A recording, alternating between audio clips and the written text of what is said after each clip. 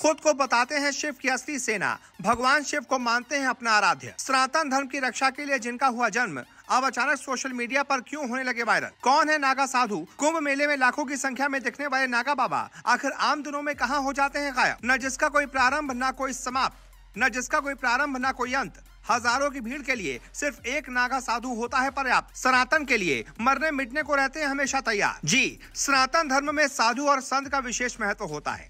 ये अपने जीवन में भक्ति और साधना करते हुए लोगों को भी ईश्वर की भक्ति के मार्ग पर चलने के लिए प्रेरित करते हैं। साधु और संत में नागा साधु विशेष होते हैं। इनका जीवन कठिन तपस्या और नियमों से भरा होता है।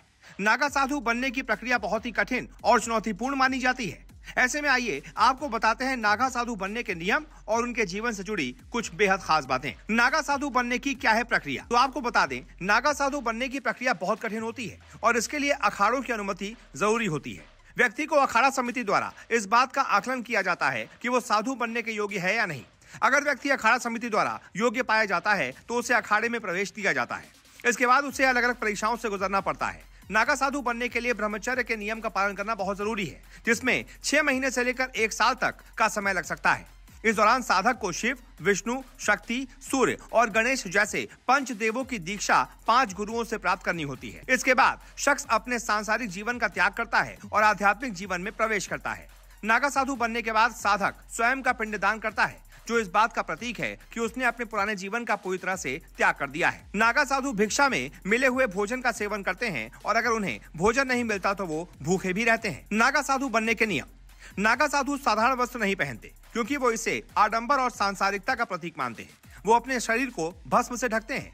नागा साधु सोने के लिए बिस्तर का प्रयोग नहीं करते। इनके जीवन में सादगी और कठोरता का विशेष स्थान होता है। नागा साधु समाज के सामान्य लोगों के सामने सिर नहीं झुकाते, न ही कभी किसी की निंदा करते हैं। हालांकि वो वरिष्ठ सन्यासियों से आशीर्वाद प्राप्त करने के लिए अपना सिर जरूर झुकाते हैं। जो व्यक्ति इन सभी नियमों का पालन करता है वही नागा साधु बनने के योग्य होता है। ऐसे में आप बताइए, आपको नागा साधु के बारे में क्या क्या जानकारी है? क्या आपको भी लगता है कि नागा साधु बनना बहुत कठिन होता है? नागा साधुओं के बारे में एक और बात ये कही जाती है कि वो मानसिक रूप से बहुत ज्यादा कठोर होते हैं। उन्हें ईश्वर का आशीर्वाद प्राप्त होता है। कई लोग तो ये भी कहते हैं कि वो सीधा ईश्वर से जुड़े होते हैं। बहुत सारे ऐसे राज हैं जो कभी आज तक बाहर नहीं निकल पाए। नागा साधुओं की अपनी एक अलग दुनिया होती है।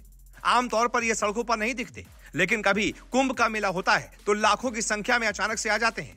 फिर उसके बाद आखिरकार ये कहाँ गायब हो जाते हैं, कहां विलुप्त हो जाते हैं, ये कोई नहीं जानता। ऐसे में आप बताइए, नागा साधुओं के बारे में आपको ऐसी कोई जानकारी हो तो कमेंट जरूर कीजिएगा और इस वीडियो को शेयर कीजिएगा।